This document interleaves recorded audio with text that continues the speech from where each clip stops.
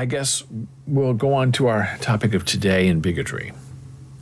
Now, June is Pride Month, and it is the month where gay people, LGBTQ plus people are able to sort of enjoy who they are in a world that is generally set against them. And of course, some people get very upset and, oh, it's woke to celebrate Pride in June.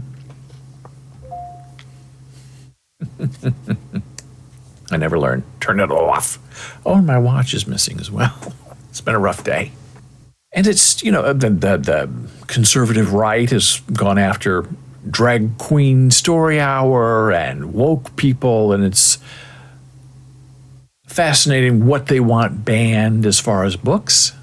And they're all in favor of the Bible. They want the Supreme Court to rule us with the Bible. They only want Bibles in libraries because Bibles, teach children the right way. And stories and poems by people of color or gay people or some kind of disgusting mess of a situation that they don't want to deal with, right? So, here we go. This was posted on the internet, and I found it completely fantastic. The King of Foreskins. And this is from what looks to be a children's book. The King of Foreskins. For his daughter's hand in marriage, King Saul wanted no less than 100 Philistine foreskins.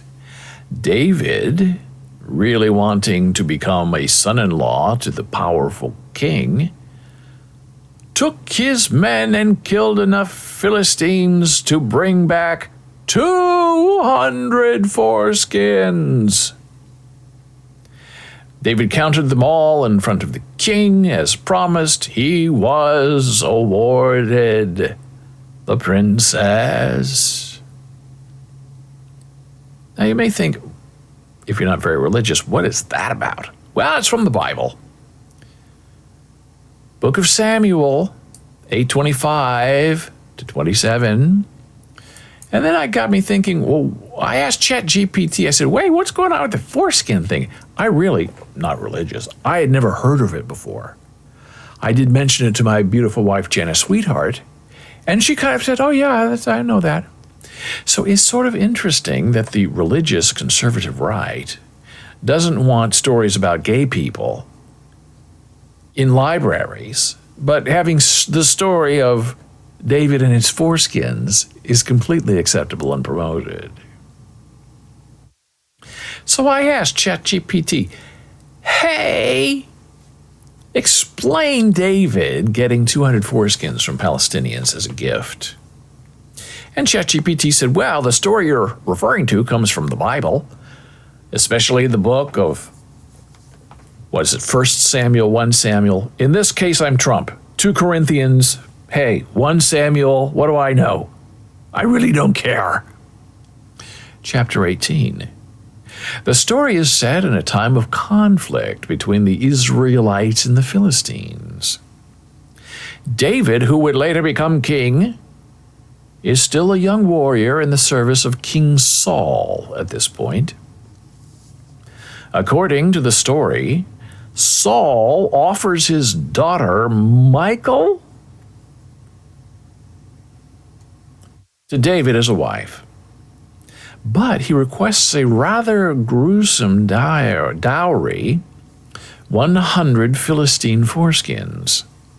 Saul, it seems, hoped that David would be killed in the attempt to gather this dowry. Instead, David and his men go out and kill 200 Philistines, bringing back their foreskins to Saul. David thus marries Michal. It is important to note that this story, like many in the Bible, reflects the cultural meow meow. We all know that. So I had a follow-up question. Why foreskins? And ChatGPT told me this. Hey,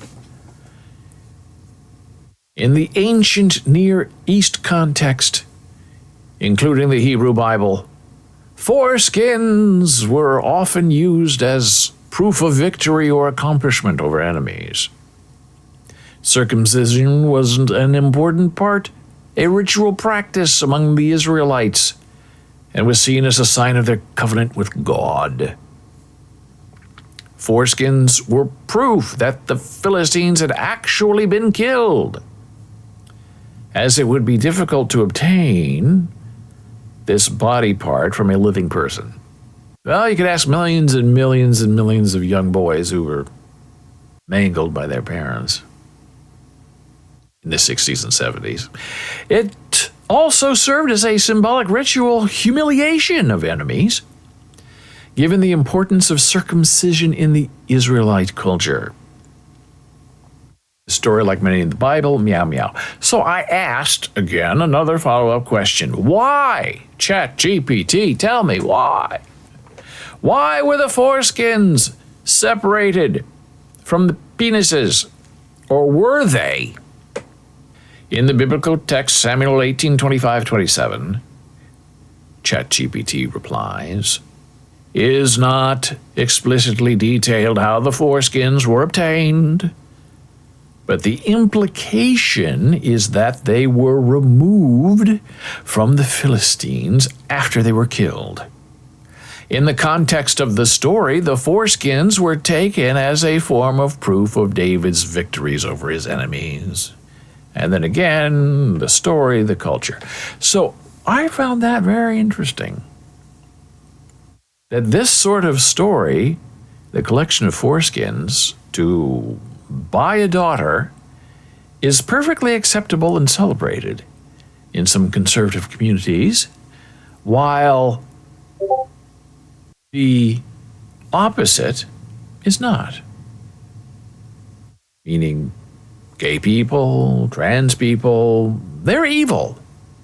But the young King David, in his collecting ability, is perfectly saleable and salvageable in the context of the ancient world. It's weird about the things that we choose to celebrate and promote. My favorite saying is, the gun crowd says, well, guns don't kill people. People kill people, right? And then the same people say, oh, books in a library, oh, they turn children gay. It's woke. So guns don't kill people. People kill people, right? Books turn people gay. People aren't born that way.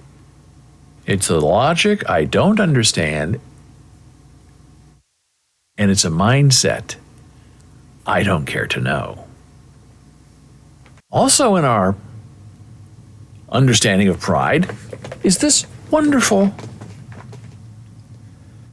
poster-looking thing that I saw and sort of loved that simply says, Jesus had two dads. Now, isn't that interesting? Jesus had two dads, Joseph and the Lord. Same-sex parenting. Everyone's doing it. Now, isn't that also interesting as well? Did the baby Jesus have two fathers, yes or no? I don't know because I don't really care. But from people who do seem to know, he was the son of God, and on earth he was the son of Joseph. Immaculate conception. Joseph, you are not the father, or Joseph is the father. I don't know. But I think this is an interesting point. Same-sex parenting. Hey, it was good enough for Jesus.